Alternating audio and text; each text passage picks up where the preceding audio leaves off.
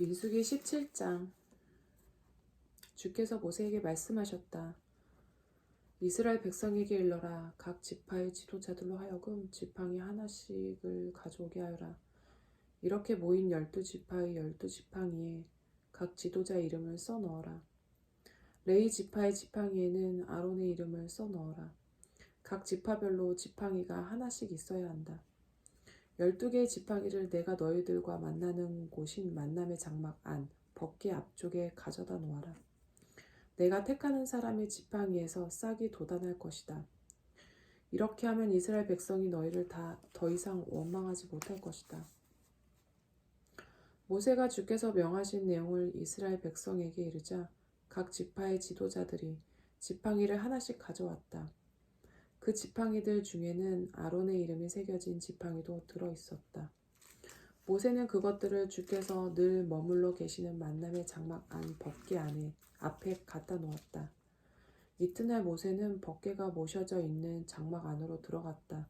그런데 레위 지파를 나타내는 아론의 지팡이에 싹이 움터서 순이 돋고 꽃이 피어나 감복숭아 열매가 열려 있는 것이었다.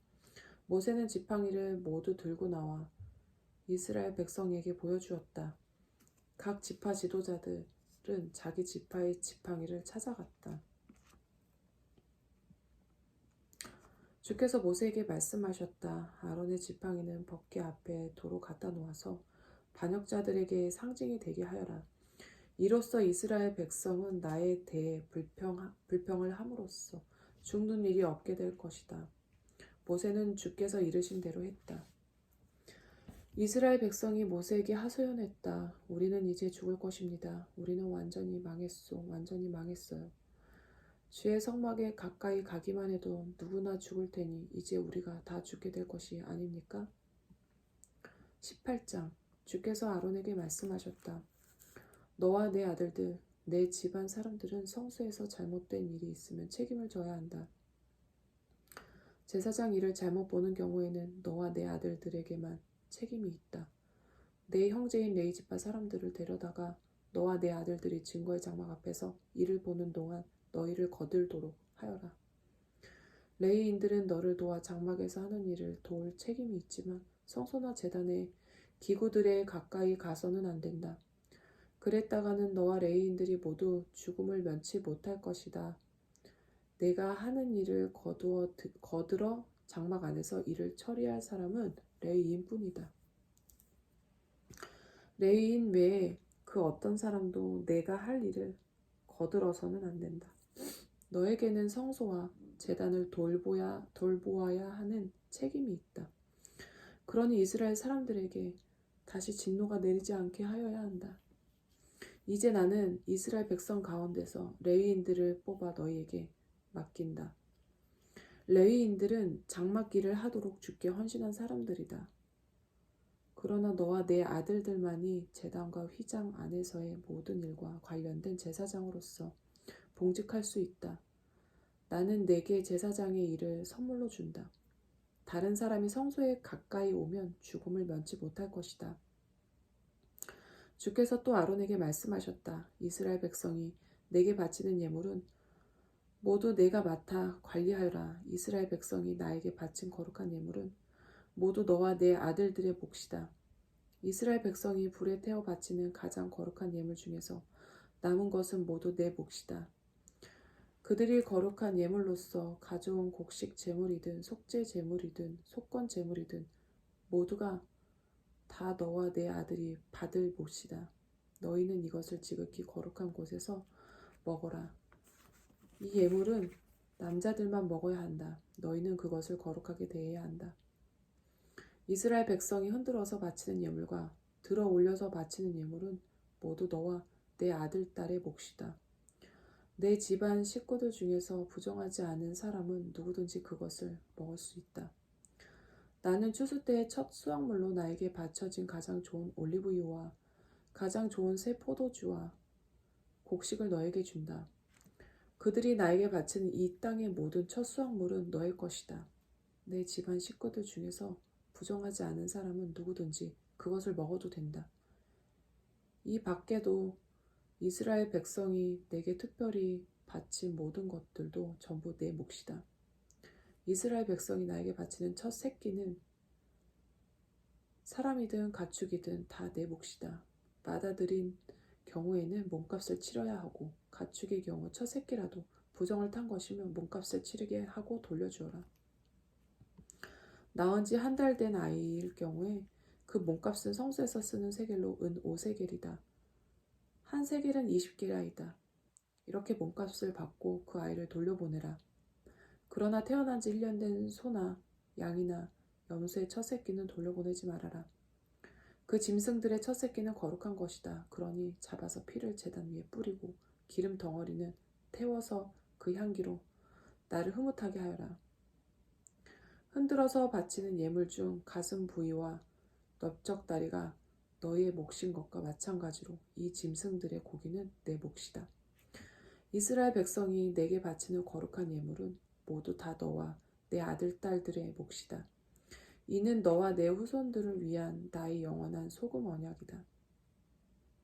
주께서 아론에게 말씀하셨다. 너에게는 내가 이스라엘 백성에게 유산으로 나누어 줄 땅이 주어지지 않는다.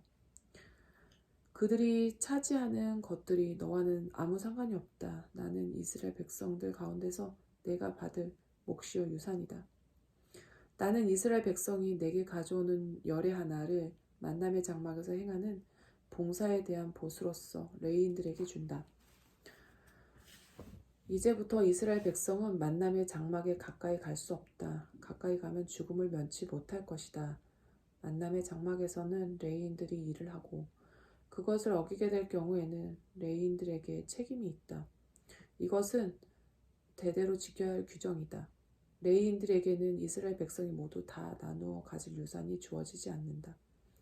대신에 나는 이스라엘 백성이 나에게 바치는 열의 하나를 레위인들에게 유산으로 준다. 이것이 바로 내가 그들에게는 이스라엘 백성이 받는 유산이 주어지지 않을 것이라고 말하는 이유이다. 주께서 모세에게 말씀하셨다. 레위인들에게 일러라. 이스라엘 백성이 내게 바친 열의 하나를 내가 너희의 몫으로 돌리면 너희는 그 중에서 또 열의 하나를 떼어서 나에게 바쳐라.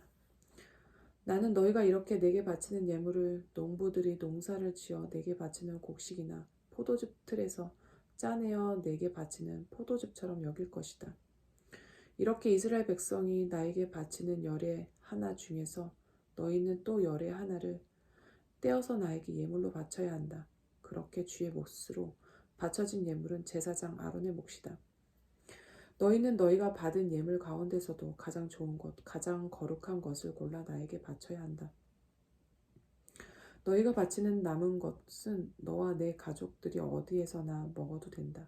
그것은 너희가 만남의 장막에서 맡은 일을 한 것에 대하여 받는 대가이기 때문이다. 너희가 받은 예물 중에서 가장 좋은 것을 내게 바침으로써 너희는 이런 일과 관련하여 죄를 짓지 않게 될 것이다. 너희는 이스라엘 백성이 바친 거룩한 예물을 더럽히지 말아라. 만일 더럽힌다면 너희는 죽음을 면치 못할 것이다. 19장 주께서 모세와 아론에게 말씀하셨다. 이것은 내가 명하는 규례이다. 이스라엘 백성에게 일러 흠이 없는 붉은 암송아지 중에서 아직 멍에를 메어본 일이 없는 것을 골라 너에게로 끌고 오게 하여라. 너는 그 암송아지를 제사장 엘르아살에게 주어라.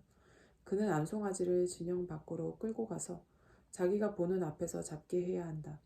그런 다음 제사장 엘르아살은 송아지 피를 손가락에 찍어 만남의 장막 앞쪽을 향해 7번 뿌려야 한다. 그런 다음 그가 지켜보는 앞에서 암송아지를 태우게 하여라. 고기뿐 아니라 가죽과 피와 똥까지도 모두 불에 태워라. 암송아지를 태울 때 제사장은 백향목과 우슬초와 붉은색 실을 가져와서 불 속에 집어 던져라. 이렇게 한 다음 제사장은 옷을 깨끗이 빨고 목욕을 해야 한다. 그런 후에야 진영으로 들어갈 수 있다. 그렇게 해도 제사장은 저녁 때까지는 부정하다. 암송아지를 불에 태운 사람도 옷을 빨고 목욕을 해야 한다. 그래도 저녁 때까지는 부정하다. 암송아지를 불에 태운 사람도 옷을 빨고 목욕을 해야 한다. 그래도 저녁 때까지는 부정하다. 암송아지를 태우고 남은 재는 깨끗한 사람이 거두어서 진영 밖 깨끗한 곳에 간직해 두어야 한다. 이 재는 이스라엘 자손이 죄를 정화하는 예식을 올릴 때 부정을 씻어내는 물을 만드는 데 사용하게 될 것이다. 암송아지의 죄를 거두어들인 사람도 옷을 깨끗이 빨아야 한다. 그래도 저녁 때까지는 부정하다.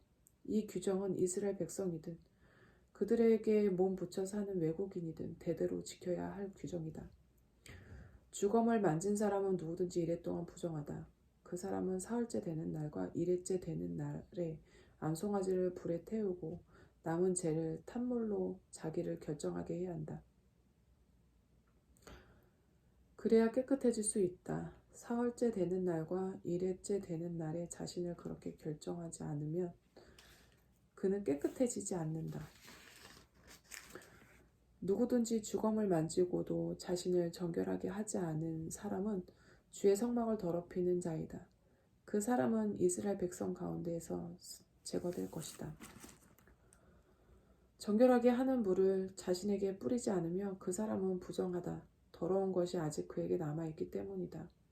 어떤 사람이 천막 안에서 죽게 되면 그 천막 안에 함께 있었거나 그 천막 안으로 들어가는 사람은 모두 이래 동안 부정하다.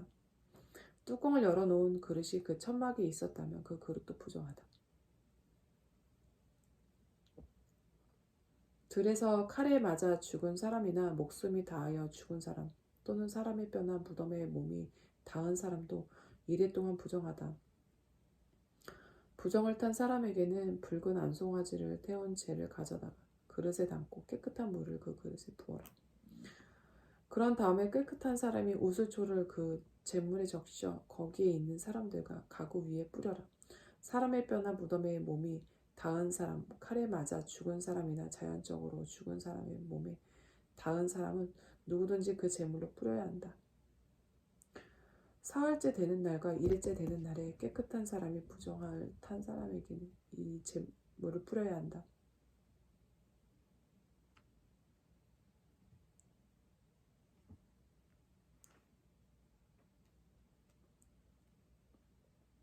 부정을 탄 사람은 일회째 되는 날에 옷을 깨끗이 빨고 목욕을 해야 한다. 그렇게 하면 그날 저녁 때부터 그는 깨끗하게 된다.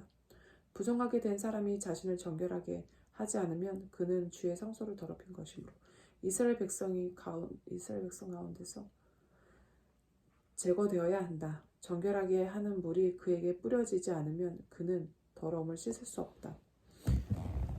이 규정은 대대로 지켜야 한다. 정결하게 하는 물을 뿌린 사람도 옷을 빨아야 한다. 또 정결하게 하는 물을 만진 사람도 누구든지 저녁 때까지는 부정하다. 부정을 탄 사람이 만진 것들은 무엇이든 부정하다. 또 부정을 탄 물건을 만진 사람도 그날 저녁까지는 부정하다.